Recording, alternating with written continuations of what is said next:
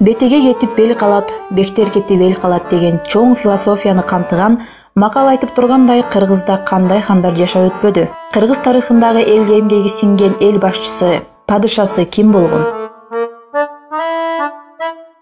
Жусуп Абдрахмановпу, Разаковпу, Усубалиевпи, Масалиевпи, Акаевпи же Бакиевпи? Добушуңуздарды комментарийге калтырыңыздар. Тарыхта жашап өткөн баатырлар менен мактанганды мындай коюп, азыркы заманда Кыргызды башкарып өткөн президенттер жөнүндө сөз кылалы. Сиздер болсо комментарийде өз бааңыздарды бериңиздер. Жусуп Абдрахманов 1901-1938 жылдары жашаган. Кыргыз СССРнин Эл комиссарлар советинин биринчи председатели. Жусуп Абдрахманов Кыргыз мамлекетин түптөгөндөрдүн башында болуп, анын түзүлүшүнө жана калыптанышына негиз салган. 1920 жылы ВЛКСМдын 3-съездине катышып, ошол жерде Владимир Ильич Ленин менен президиумда отуруп, аны менен бирге иштешкен. 1924 жылга чейин Жети суу аймагында жооптуу партиялык советтик кызматтарда иштеп турат. 1924 жылы Түркистан компартиясынын БКС тарабынан уюштурулган Улуттук Артбюронун председатели болуп, Кыргыз автоном областтык түзүүнү ишке ашырат.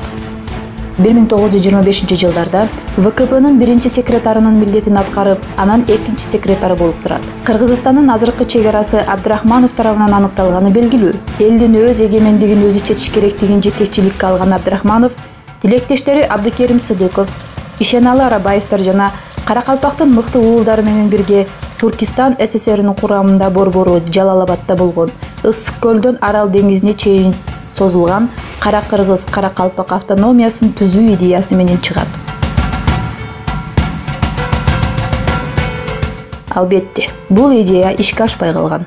Абдрахмановдун аракети менен адегенде автономиялык область, андан кийин автономиялык республика болгон Кыргызстан өз эгемендигин алгыча СССРдин курамында союздук республика болуп турду.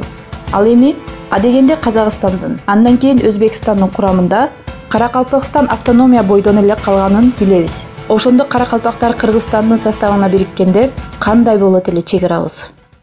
1931-32 жылдарда дан даярдоодо Украина, Волга бою жана Казакстан элге ныпым эч нерсе калтырбай данды ортого төгүп бергендиктен бул аймактарда чоң ачарчылык болуп, миллиондогон адамдар ачкадан өлгөндүгү белгилүү. Абдрахмановдун принциптүү, адамгерчиликтүү позициясы менен 1938 жылы дан өз керектөөлөр үчүн да калтырылып, Кыргызстанда ачарчылык болгон эмес. Ал тургай ачкасынан тентеген көп казактар бул жакка келип, кыргыз элинин арасында аман калганын билебиз. Ушул эрдик үчүн Абдрахманов кызматтан алынып, партиядан чыгарылат, башка жумушка Уралга которулат. Сталинге тик сүйлөгөн адам болгон. 1933 жылы сентябрда Компартияга каршы аракеттенген деген жала менен ишинен бошотулуп, 1937 жылы 10 июнда Абдрахманов контрреволюциячыл, Алаш Орда уюмунун катышуучусу деген жала менен камакка алынган. 1938 жылы 5 ноябрда атылган.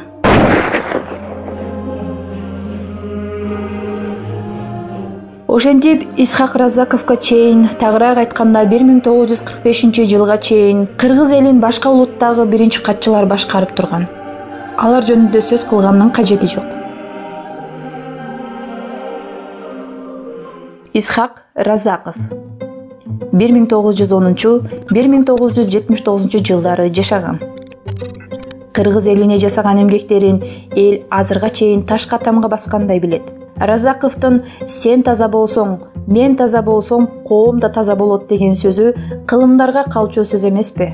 1945-61 жылдары элибизге албан эмгек өтүп, 35 жашында Министрлер советинин председатели, 40 жашында Кыргызстан компартиясынын борбордук комитетинин биринчи катчысы болот. Ошентип, Октябрь революциясынан кийин 33 жыл өткөндөн кийин гана Москва республикалык партиялык уюмду, демек Кыргызстанды башкаруу милдетин биринчи ирет кыргыз кулунуна ишенип тапшырган. 4 Ленин ордендери, 2 эмгек кызыл туу ордендери, атамекендик согуштун биринчи даражадагы Кызыл жылдыз ордендери жана көптөгөн медалдар менен сыйланган. Согуштан кийин бүлгүнгө учураган эл чарбасы бутуна туруп, ал гана турсун эң ири машина куруу тармагы өсүп чыкты. Фрунзе атындагы айыл чарба машиналарын куруучу ири завод, текстиль, трикотаж, бут кийим фабрикалары ишке берилген. Исхак Разаковдун жетекчиликтеги ишмердүүлүгү жогору бааланып, 1950-жылы Кыргызстан КПБК биринчи секретарлыгына көтөрүлүп, 1961-жылга чейин республиканын партиялык уюмун жетектеп турду. Бул мезгилдерде да эл үчүн кам көргөн жетекчинин тыным албай иштеши, иштин илгерилешине өбөлгө түздү. 1953-жылы Союздагы эң оор тоолуу аймактагы Фрунзе Ош автожолу курула баштады. Республикада оор өнөр жайы гана эмес, айыл чарбасында да ири жетишкендиктер болду.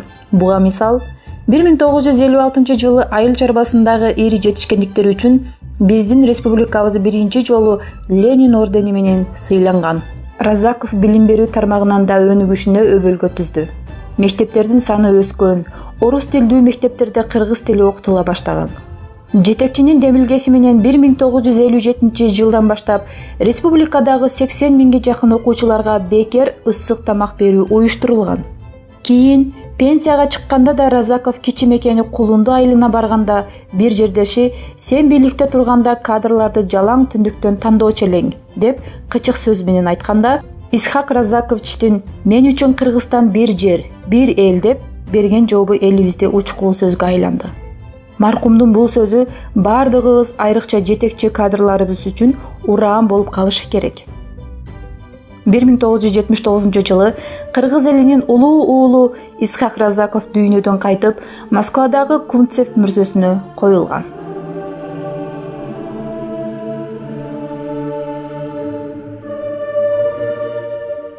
Усубалиев Турдакын Усубалиевич 1919-2015 жылдары жашаган. Мамлекеттик партиялык саясий ишмер. Кыргызстан КПБКнын биринчи секретары. Турдакын Усубалиев кыргыз мамлекеттүүлүгүнүн калыптанышы, алдыңкы өнөр жай өлкөсүнө айланышына, маданий жактан өнүгүшүнө, парламенттик системанын түптөлүшүнө, ошондой эле Кыргызстанды жана анын борбор шаарын социалдык, экономикалык жактан өнүктүрүүдө зор эмгек сиңирген. 1960-70 жылдары өлкөнү индустриалдаштыруу, машина куруу өнөр жайын өнүктүрүү, гидроэлектростанцияларды куруу маселесине өзгөчө көңүл бурулуп, 150дөн ашык ири өнөр жай имараттары, 511 миңден ашык көп квартиралуу үйлөр, борбор шаарда онкологиялык оорукана ишке киргизилген жана ар бир райондо райондук ооруканалар, маданият үйлөрү, китепканалар ачылган. Космосту изилдөө боюнча институт ачылып, айдын топурагын ала турган атайын аппарат жасалган. Токтогул жана башка гэстери, лампа, цемент заводдору курулуп, 1970-80 жылдары республикада 7 эт комбинаты иштеген жана жылына 25 миң тонна жогорку сапаттагы эт даярдалган. Койдун башы 12 миллионго жетип, өндүрүлгөн 40 миң тонна меринос жүнү союздук башка республикаларга жөнөтүлүп турган. Булардан тышкары азыркы Бишкек шаарында Кыргыз Республикасынын Улуттук илимдер академиясынын имараты, өкмөт үйү, борбордук китепкана, бир нече кичи райондор, Манас аэропорту сыяктуу ири курулуштар ишке киргизилген.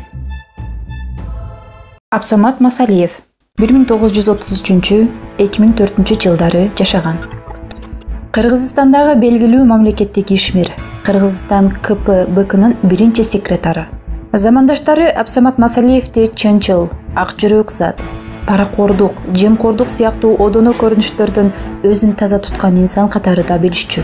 Бир эле мисал, шайлоодо Масалиев утулуп калгандан кийин айткан сөзү төмөндөгүдөй болгон. Эгерде мен ыйманды, чынчыл болуу керектигин ойлобосом, ошол октябрь күндөрү бир эле министрлик кызматты бир нече кишиге сунуш кылып, далай атка минерди алдап, бийлигимди сактап калмакмын. Андай иштерге мен эч качан барбас элем деп айткан экен.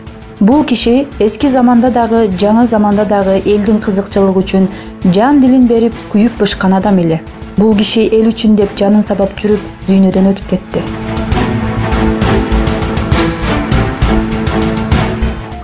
Эгемендүүлүк алгандан кийин биринчи президент Аскар Акаевич Акаев ноябрдын 10-унда 1944 жылы туулган.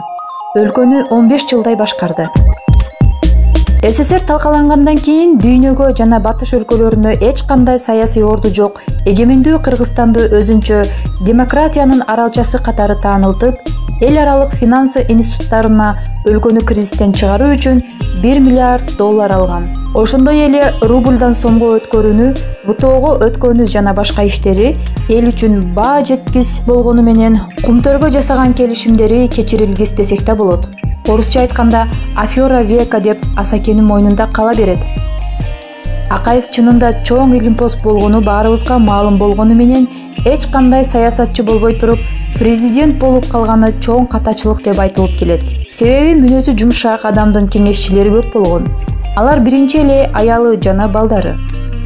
2002 жылы 17 майда бүтүндөй Кыргызстандын каршылыгына карабай, үзөңгү кушту парламент аркылуу ратификациядан өткөрүп, Кытайга карматкан. Президенттик кызматты куугунтук менен өткөрүп берди.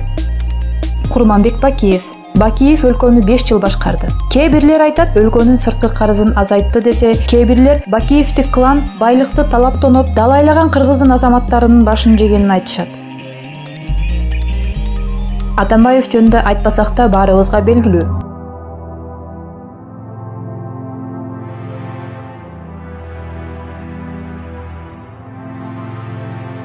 Урматтуу көрөрмандар, биз болгону падышаларыбыздын кыскача таржымалдарын интернет айдыңында жазылган маалыматтардан алып, мисал келтирдик. Эл оозунда элек жок дейт эмеспи? Кимге кайсы падышабыз жакса, өз оюңуздарды, каалооңуздарды комментарийге калтырыңыздар жана каналга жазылып, лайк басыңыздар.